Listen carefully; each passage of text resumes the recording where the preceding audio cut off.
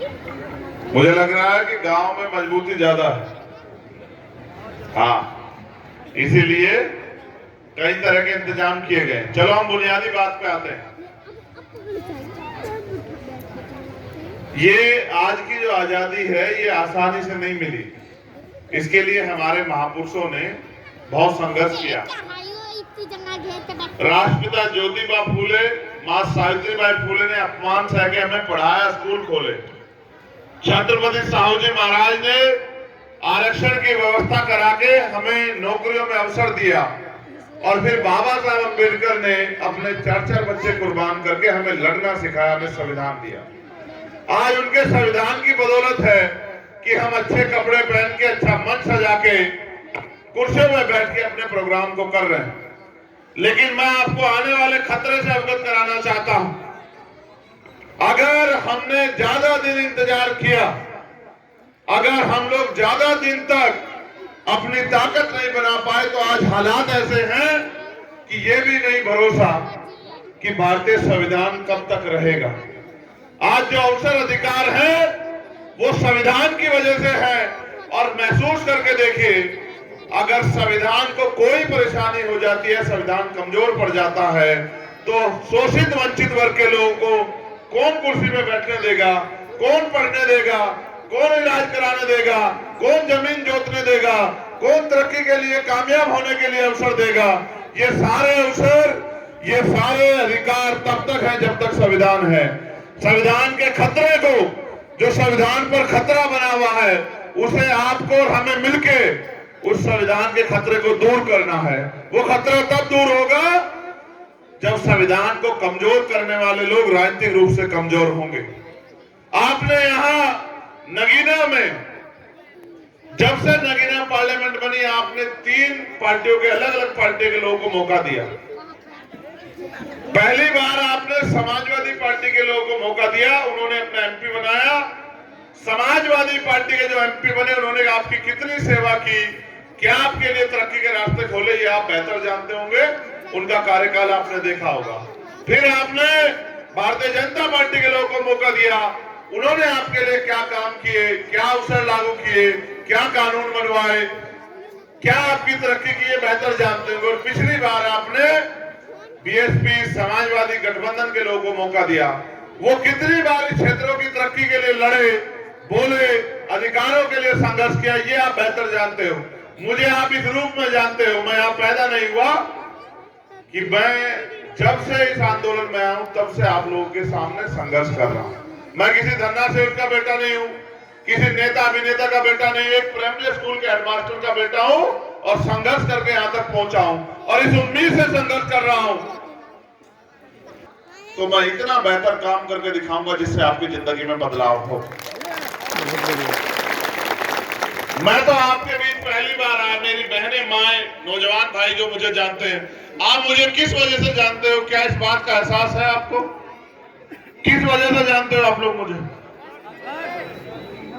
क्या मैं किसी नेता के घर से आता हूं? मैंने ये पहचान बनाई आपकी मेहनत से, आपके संघर्ष से बनाई। लेकिन मैं सोचता हूं कि अभी काम का एक सीढ़ी भी काम ऊपर नहीं चढ़ा है, क्योंकि भले ही अब लाखों की संख्या में हो,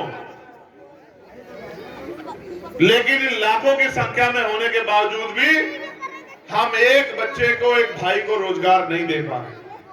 भले हम लाखों की संख्या में हो, लेकिन आपके बच्चों के लिए अच्छे स्कूल नहीं खुलवा पा रहे, आपके इलाज के लिए अच्छे अस्पताल नहीं बनवा पा रहे। और जिस तरह से देश का हाल हो रहा है, गरीब गरीब होता जा रहा है, अमीर अमीर होता जा रहा है, वो दिन दूर नहीं कि हम अपने प्रदेश, अपने देश, अपने जिले, अपने कस्बे में, अपने गांव में भूखनंगों की स्थिति में आ जाएंगे कि ना हम पे खाने को खाना होगा, ना पीने के लिए पानी होगा, ना पहनने के लिए कपड़े होंगे। क्योंकि जो थोड़े बहुत अवसर मिले थे वो सरकारी नौकरियों से मिले थे। इस भारतीय जनता पार्टी की सरकार ने सारी सरकारी नौकरियां जीरो कर दी। पहले आपके गांव में भी बच्चे नौकरियां जाते होंगे, कोई टीचर बनता होगा, कोई पुलिस में जाता होगा, कोई क्लर्क बनता होगा, कोई और किसी 4th क्लास की नौकरी पे जाता होगा। पिछले कुछ समय में सारी नौकरियां बंद हुई। बाबा साहब अम्बेडकर के प्रयासों जो आरक्षण हुआ, ये भारतीय जनता पार्टी आरएसएस के लोग उस आरक्षण को खत्म कर देना चाहते हैं। दूसरी तरफ जो जमीनें थोड़ी बहुत ही हमारे पास आई भूमि सुधार के बाद, उन जमीनों को ये लोग कब्जा कर लेना चाहते हैं कई बड़े पैमाने पे। मैं ये देख रहा हूं, जब मैं आता हूं तो मुझे शिकायतें मिलती है कि साहब हमारी जमीन पे भाजपा के लोगों ने कब्जा कर लिया, हमारी जमीन पे कब्जा कर लिया। मैं आपको याद दिलाना चाहता हूं कि जो समाज राजनीतिक रूप से कमजोर होगा उसको अन्याय अत्याचार सहना पड़ेगा। जो समाज ताकतवर नहीं होगा राजनीतिक रूप से, उनकी बहन बेटियों का अपमान होगा। जो समाज ताकतवर नहीं होगा राजनीतिक रूप से, उसको हमेशा उसका हाथ ऐसे फैला रहेगा। अगर वास्तविकता में आप इस समस्या को खत्म करना चाहते हो तो फिर मैं आपसे मदद मांगने के लिए आया। मैंने पिछले 10 साल से जितनी मेरे अंदर हिम्मत है मैंने सेवा की। सेवा करते हुए, संघर्ष करते हुए मैं 16 महीने जेल में रहा। जितनी माएं मेरी यहां बैठी, अपने दिल पे हाथ रख के देखो, अगर आपका बच्चा 16 महीने जेल में रहे, आप पे कैसी बीतेगी? मैं भी आपका खून हूं। उन 16 महीने के बाद मैं घर नहीं बैठा। फिर मैं जब दिल्ली में सतगुरु रविदास जी महाराज का गुरु घर तोड़ दिया गया, फिर हम संघर्ष करने के लिए गए। और आप जानते हैं सरकार ऐसी बैठी है, अगर आप अपने हक की आवाज उठाने जाओगे तो लाठियों से पीटने का काम करेगी, आपको जेल भेजने का काम करेगी। फिर मैं जेल में गया, खूब अन्याय मैंने मुझे सहना पड़ा।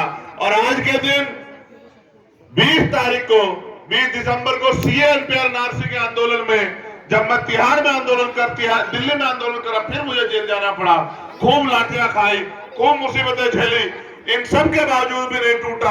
आज के नेताओं को रोकने के लिए सीबीआई, ईडी, इनकम टैक्स का प्रयोग होता है, सरकारी एजेंसियां लगाई जाती है। मैं जब इनसे भी नहीं रुका तो इस सरकार ने मेरे ऊपर गोली चलवा दी। 4 गोली चली, लेकिन आपके आशीर्वाद से, आपके प्यार से फिर मैं बच गया।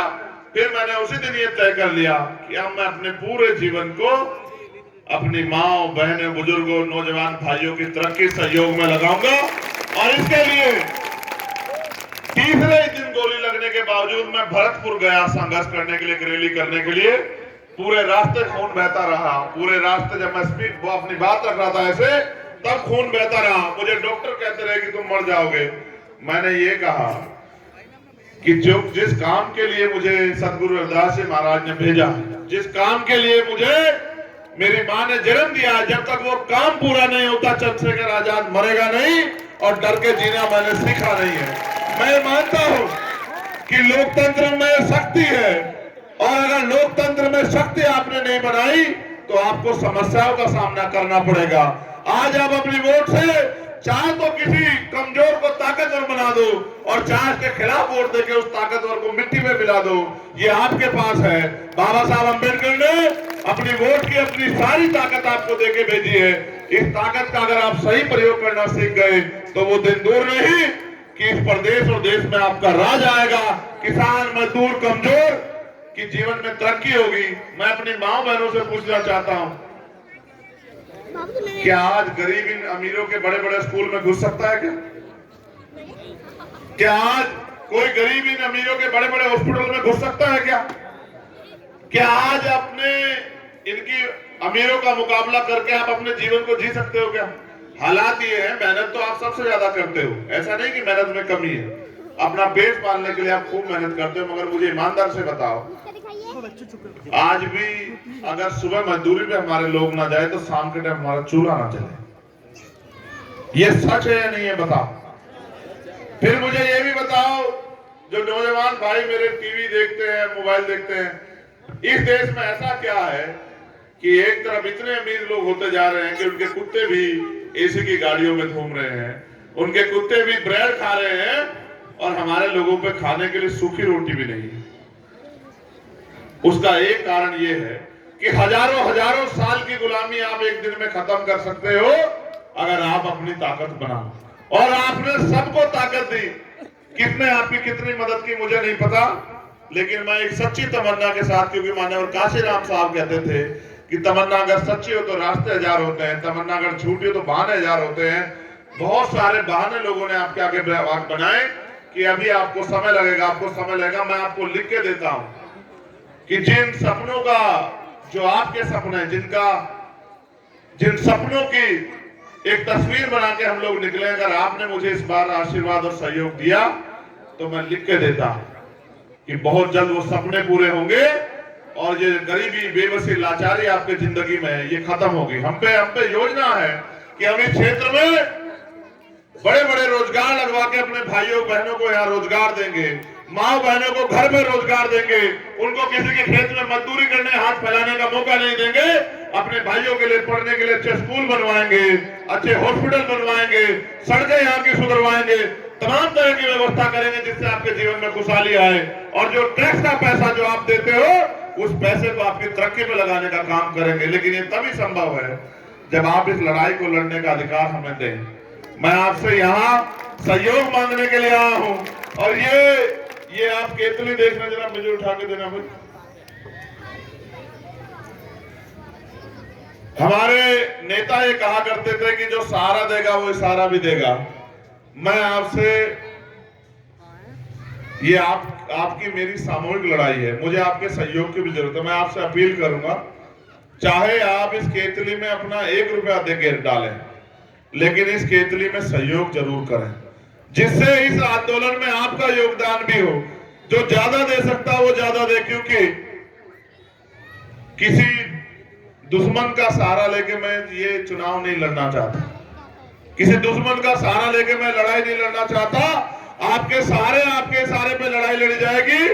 एक वोट, एक नोट के साथ ये लड़ाई लड़ी जाएगी और आपके आशीर्वाद से लड़ाई लड़ी जाएगी।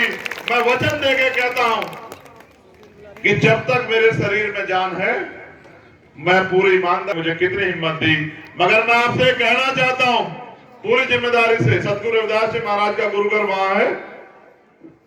जो बहनें मुझे जानती है, कितनी बहनें जो मुझे जानती है, सच जरा हाथ खड़ा करके बताओ एक बार। जो बहनें मुझे जानती है, जो जानती है वो, नहीं जरूरी नहीं हाथ उठाना, पहले जो जानती है वो हाथ उठाओ। क्या आपको लगता है कि चंद्रशेखर आजाद के रहते आपकी तरफ कोई आंख उठा सकता है? बताओ मेरी बहनों, जो यहाँ मेरी बहनें बैठी हैं, मेरी माएं बैठी हैं, आपको लगता है कि अगर आपका बेटा ताकतवर होगा तो क्या आपको किसी का जुल्म अन्याय सहना पड़ेगा? क्या बताओ? आपको लगता है कि अगर आपका बेटा आगे बढ़ेगा तो आपके बच्चे घर में बेरोजगार घूमेंगे? लगता है कि आपको? देखो, अगर अमीर गरीबों के देसी होते तो कोई गरीब नहीं होता यहाँ। और ये जो नौजवान हमारे यहाँ खड़े, पढ़ा लिखा करो, कल हम ताकतवर हो जाएंगे, रोजगार तुम्हें कहां देंगे? पढ़ते तो तुम लोग हो नहीं है, नारे खूब लगाते हो। मुझे ये कहने में कोई हर्ज नहीं है कि दुश्मन बहुत ताकतवर समझदार है, उसने खूब शराब बांटनी शुरू की है, हमारे लोगों को बिगाड़ना शुरू किया, वो आदत बिगाड़ के हमारे लोगों की राज कर रहा है।